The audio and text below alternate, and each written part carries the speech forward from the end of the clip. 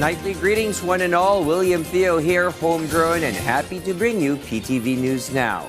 Atop our news leaderboard this evening, Agriculture Secretary Francisco Q. Laurel Jr. led the reopening of the newly renovated National Food Authority or NFA warehouse in the historic town of Malolos, Bulacan. This move supports President Ferdinand R. Marcos Jr.'s goal to boost rice purchasing, increase farmers' income, and sustain the 20 pesos per kilo rice program. NFA Administrator Larry Lacson shared that the 10.4 million peso rehabilitation, which began in December, included upgraded electrical systems, improved ventilation, and enhanced safety features. Originally built in 1979, the 2,400 square meter facility had only undergone minor repairs over the years. It can now store up to 70,050 kilo bags of rice or palay. Meanwhile, the reopening signifies not just infrastructure improvement but a renewed commitment to farmers and national food security. Meanwhile, the ASEAN Summit and series of plenary meetings and other engagements can be hectic and taxing, especially to the more senior leaders in attendance. This year's 46th ASEAN Summit in Kuala Lumpur also had the Gulf Cooperation Council meeting in its schedule, ramping up the number of activities both in the plenary and those on the sidelines and otherwise.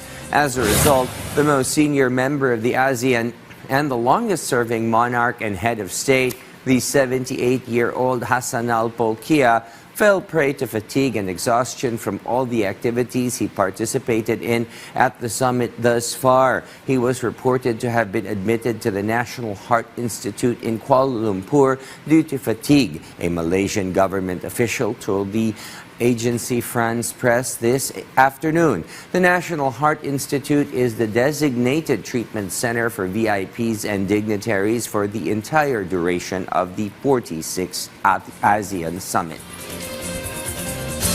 Right now, let's turn to my colleague in PTV's Pine City studios for what's hot and happening in the Cordilleras. Audrey?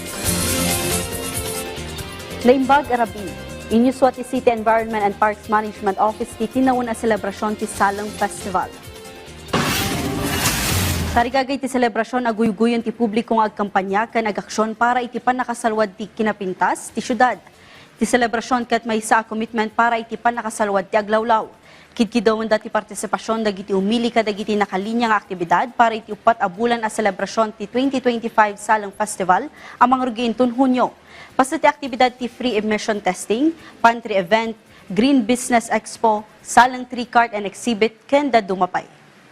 For its crisp mountain air and lush pine forests, it now faces worsening deforestation, air pollution, climate instability, and a fragile sewerage system unable to keep up with the urban expansion. Without intervention, the very identity of our city may be lost. Actually, yung ating Saleng Festival, we are going to reinforce lang yung ating mga ginagawang environmental action and protection, katulad ng tree planting activities na gagawin pa rin para makontinue natin ang pag-increase ng ating forest cover. Tida dumapay adamag maikadwa ti syudad ti Baguio nga kangatuan iti functional literacy rate manipod kadag iti highly urbanized cities iti pagilian. Dahito ket may basar iti second report ti Philippine Statistics Authority iti 2024 Functional Literacy, Education and Mass Media Survey. Nakagunod ti syudad iti 89.8% literacy rate. Kangatuan ti San Juan iti Metro Manila ang nakaala iti 94.5%. Sa runuan ti syudad ti Baguio ken Pasig ang nakaalamot iti 89.1%. May basar iti datos ti PSA may sa ti Cordillera Administrative Region ang naka-record iti kangatuan a functional literacy iti 2021 nga 81.2%. Manipod iti 10 ket 7 rehiyon nga adan iti highest literacy rate. Ti rehiyon ti may kadwa naka-record iti kangatuan a basic literacy rate manipod iti naduma-duma a rehiyon iti Pilipinas iti napalabas atawan.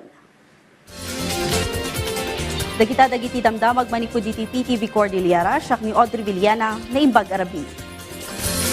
Many thanks, Audrey. And with that, we draw the curtains on tonight's program. Join us anew tomorrow for another set of evening stories, and make it a habit of tuning in and keep it here for stories you can count on and news you can trust.